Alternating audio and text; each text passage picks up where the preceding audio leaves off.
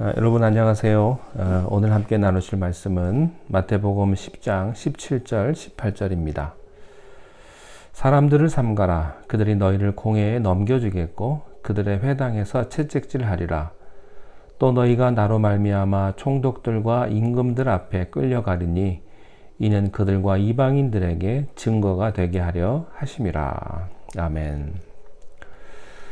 예수님은 제자들을 세상에 보내시면서 그들이 당면한 현실과 또 세상의 본질에 대해서 말씀을 하셨습니다. 세상은요, 아름답게 보입니다. 물된 동산 같고 에덴 동산처럼 멋있어 보입니다. 그러나 그 세상은 굶주린 이리떼들이 득실거리는 것이 세상입니다. 예수님이 제자를 세상에 보내시는 심정은 마치 양을 이리떼 속에 보내는 것과 같은 심정이라고 말씀을 하셨습니다. 이것이 하나님의 심정이요, 예수님의 심정이요, 그리스도인의 심정입니다. 예수님은 또 한 가지를 말씀하셨습니다. 이 악한 세상, 이리떼들이 득실거리는 이 세상에서 그리스도인들이 살아가는 원칙이 있다. 첫째는 지혜다. 절대로 미련하게 살지 말아라. 지혜는 뱀에게서 배워라 라는 것입니다. 뱀은 악한 동물입니다. 그런데 예수님은 그 뱀에게서 지혜를 배우라고 하십니다. 그렇습니다. 그리스도인은 지혜롭게 살아야 합니다. 또 한 가지가 있습니다. 지혜는 교활한 것이 아닙니다. 지혜 속에는 순수한 순결이 있어야 합니다. 이 세상에서 살아가는 크리스찬의 두 가지 원리는 순결과 지혜입니다. 그리고 예수님께서는 또 한 가지 이 세상에서 우리가 어떻게 살아가야 하는가 그 원리를 말씀하셨는데 오늘 말씀에서 17절에서 이렇게 말씀을 하세요. 사람들을 삼가라. 이 말씀의 뜻은 무엇입니까? 사람 조심하라는 거예요. 사람 조심하라는 거.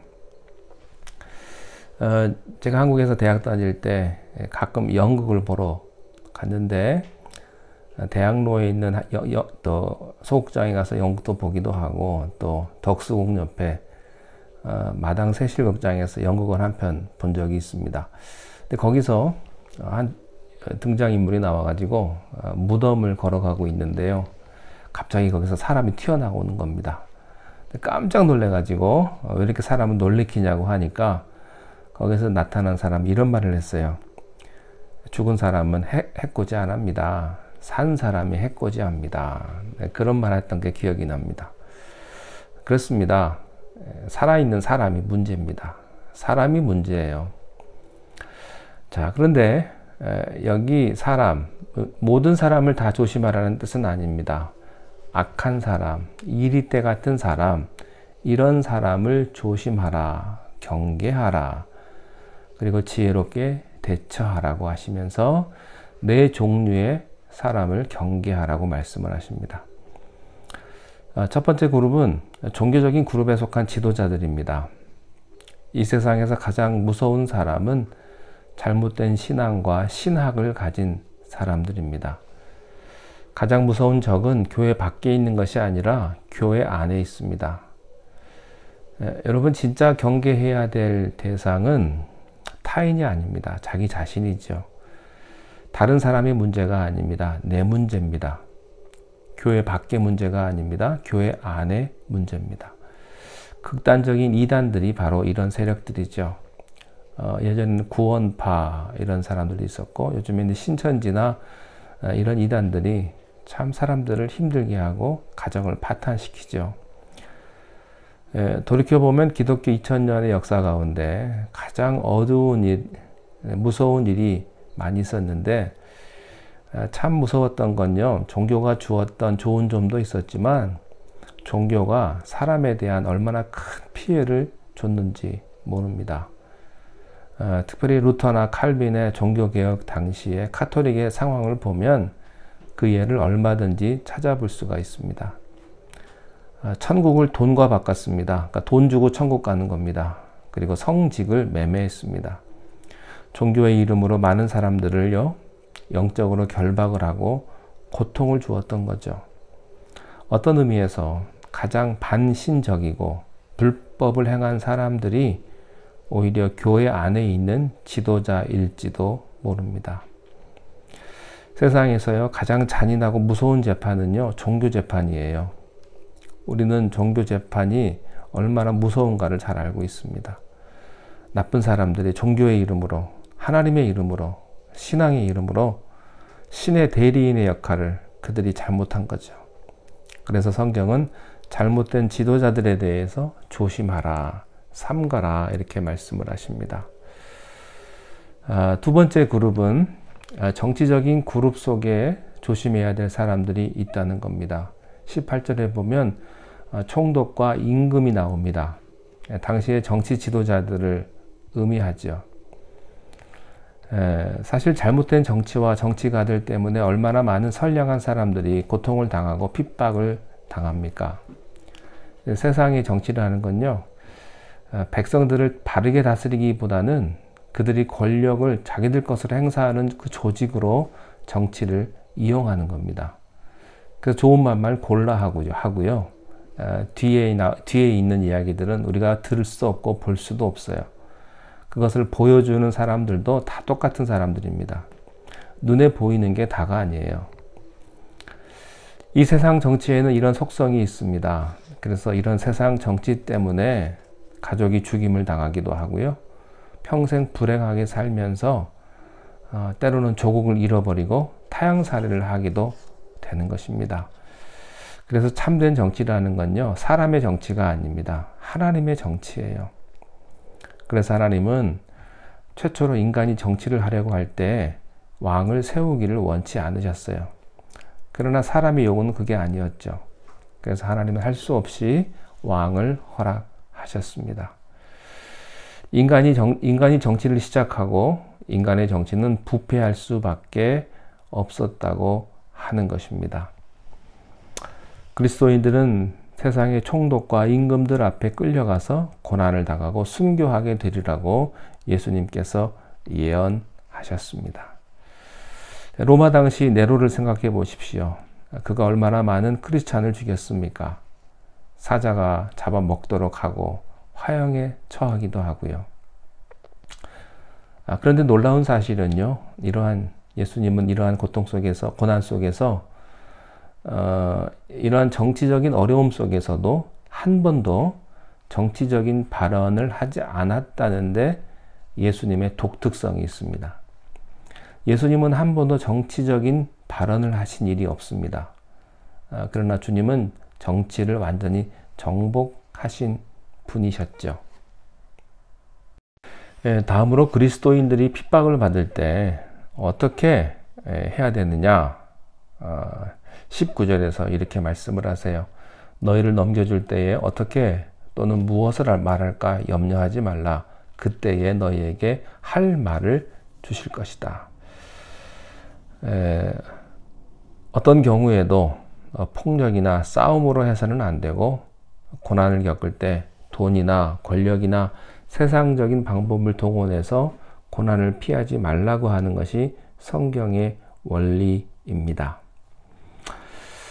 자, 그리고 또 있습니다. 우리가 조심해야 될 대상 세 번째는 가정 안에 있다고 말씀을 하세요. 21절에 보면 장차 형제가 형제를, 아버지가 자식을 죽는 데에 내주며 자식들이 부모를 대적하여 죽게 할 것이다.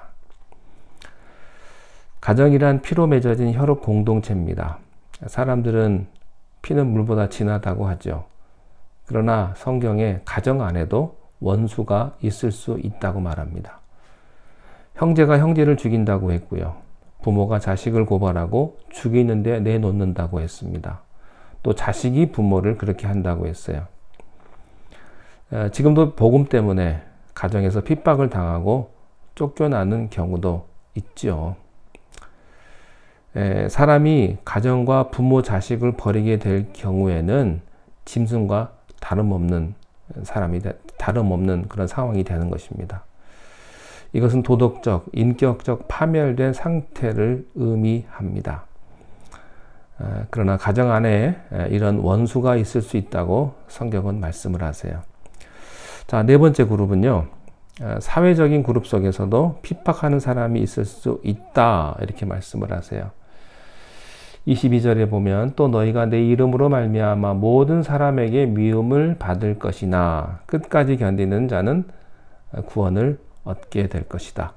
여기서 모든 사람은요, 사회의 각계각층을 의미합니다.